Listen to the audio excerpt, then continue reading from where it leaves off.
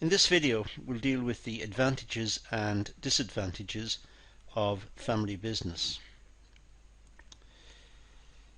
Family businesses play a key role in economic development. There are many family businesses within the economy, and it's understandable in many respects that the origin of many, even of the larger businesses, starts on a very small scale. Some of them start at the family level.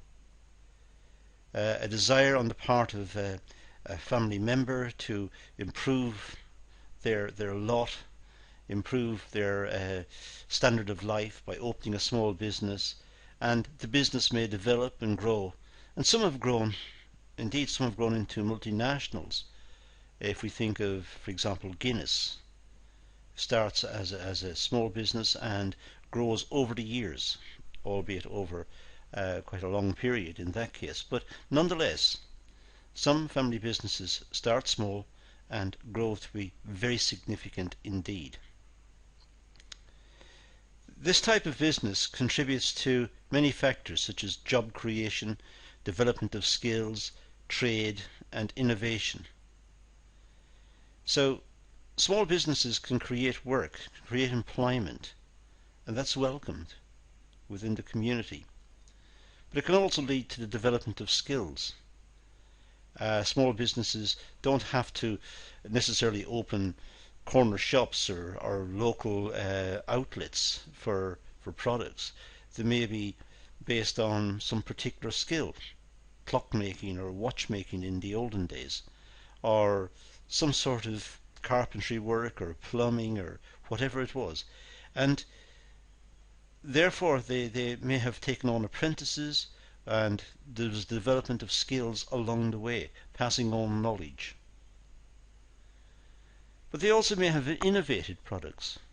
Sometimes small businesses come into existence and family business come into existence because a member of the family sees an opportunity. They see a product purchased and they think it could be done better. And that may be the start of a new business. Now, the advantages of family businesses. Well, there is a tight-knit family atmosphere which has a positive influence throughout the organization. It affects employees, customers, suppliers and contractors. They see the business as family-based, and therefore it has this connotation of trustworthiness, of being reliable, of easy to communicate with them. They're understandable, and they will try to accommodate. So they've got a positive image almost to start. It's a family-based business. Better communications of organization, of their goals and vision, a culture-driven type of development, a sense of belonging and strong family commitment directed towards the achievement of goals. So the business will set out what it wants to do and where it wants to be, but it's all coloured by their own experiences, the experiences within the family, the type of people they are, the community in which they live. So the business will, in a sense, reflect all of that. Strong commitment develops into flexible working practices, family members working longer hours to achieve goals.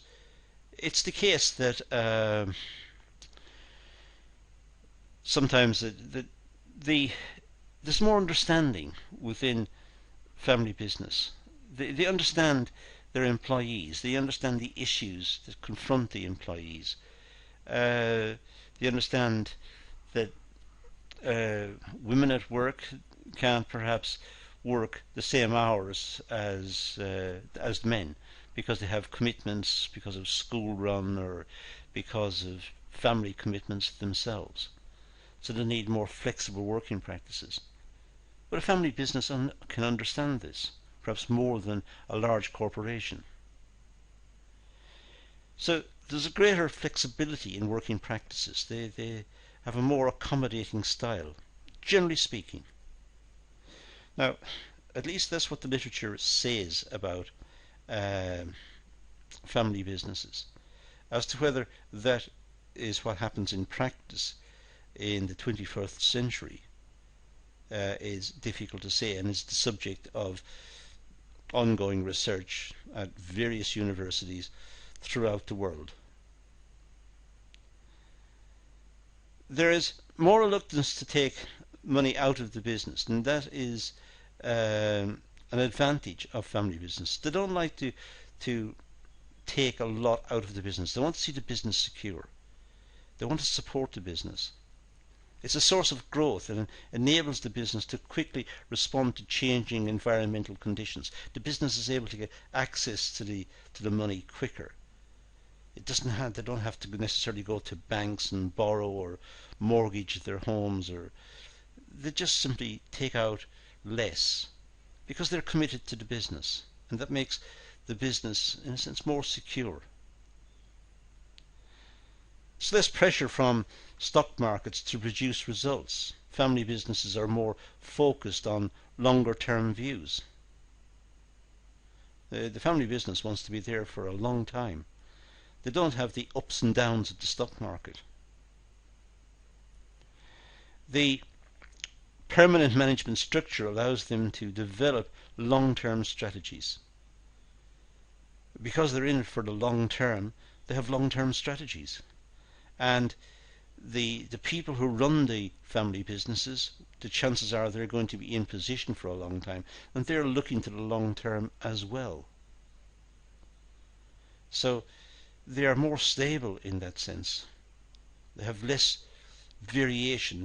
They know where they want to be. They may have to flex and bend according to current conditions and ups and downs in terms of sales and changes in raw material prices or whatever. But their commitment to the long term may be that they want to be in a certain position in 5 or 10 years' time. Family businesses display greater independence. There's no risk of takeover or stock market pressure. Family businesses may not have shares. There may be one person in charge, and the family simply relate to that one person who looks after the business and help out in the business and work within the business, and there's no formal agreement perhaps even between them. There are no contracts between them. They're just members of the family helping out. A less bureaucratic structure enables quick decision making and flexibility. Well, the small business is able to, or the family business is able to make quick decisions about what to do next. They don't have to call meetings and publish reports and do in-depth research, and they're not running multinational corporations. They're running a small business, perhaps a small local business. So they're able to make quick decisions. They're not bureaucratic. Greater innovation and resilience in hard times, willingness to reinvest profits back into the business. The chances are they're able to see off the tough market conditions probably better than the larger businesses, because there's more commitment, there's more involvement by the family in the business, and many of the family members will give their time for very little in return when times are hard, to make sure the business succeeds and is able to continue. There's loyalty to the business. Now, the disadvantages of family businesses, well, limited access to financial markets can impact on the business growth. So it's very difficult for small businesses or family businesses to grow. They don't have perhaps even an orthodox legal structure. So it's difficult for them to borrow from the bank or to raise capital. So whatever growth they experience is financed out of profits, out of what they make. Some organization structures can be seen as confusing and messy with no clear structure. allocation of roles and responsibilities. There's no clear demarcation as to who does what, or who's in charge of which bit. It's more people helping out here and there, and finding jobs to do within the organisation, and the person running it may give some direction, but assume that everyone really knows their place and what they need to do. It's not as structured or as formalized as other businesses, generally speaking. Some organizations may not account for reward systems, for training or for development opportunities. They don't. They simply make a payment, which is like a wage. Some may get a salary. It depends on how important they are within the business. Some will get paid on an ad hoc basis, but they don't really have incentive schemes and payment by results, or performance-related pay, or too sophisticated, too complicated. They don't have time for it, and they don't engage in training programs, or they don't really have development opportunities. Simply, people work at a certain level, doing a certain job, and that's it. That's where they stay.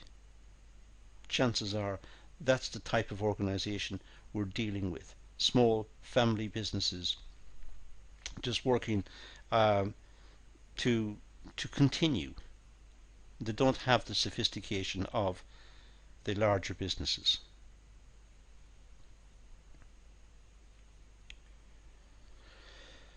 More room for conflict, mixing of personal, family and business relations. And this is really one of the big downsides, because when we think of small business, we think of lots of problems, lots of issues that small businesses confront.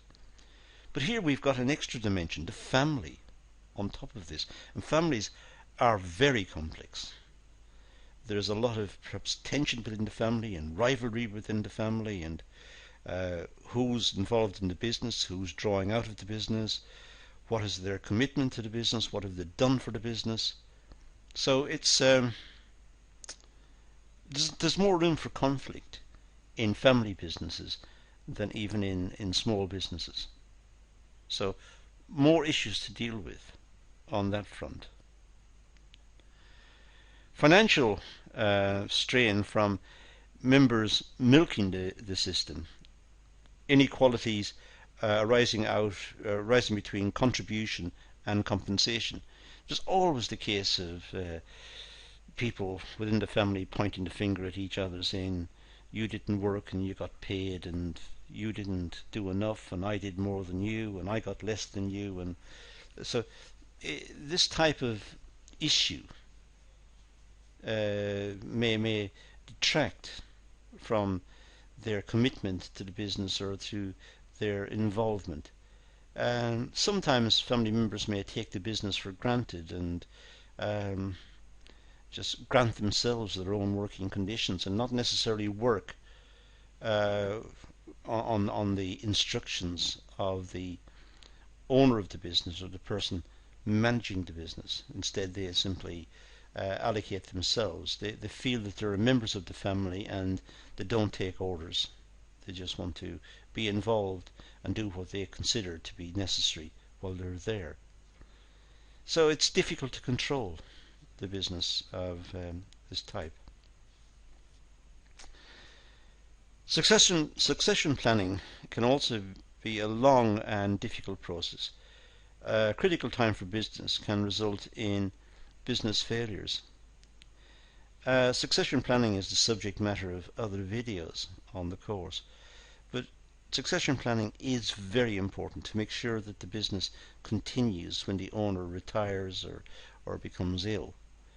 But it is a very complex issue, dealing with the politics within the family, dealing with reconciling an appropriate candidate to run the business with the objectives of the owner who's retiring, the negotiations that are needed to reconcile differences, to get clarity in the functions that are to be performed by who and when, and the remuneration systems. And it's not an easy task simply to set up some sort of succession. So these are some of the advantages and disadvantages of family businesses, and that's all we need to do here. So let's leave it at that and say thank you for watching.